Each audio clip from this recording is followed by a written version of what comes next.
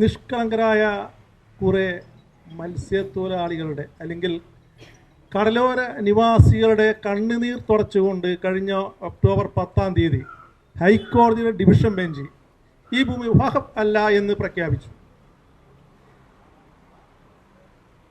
കളി കഴിഞ്ഞു, ട്രോഫി കിട്ടണം.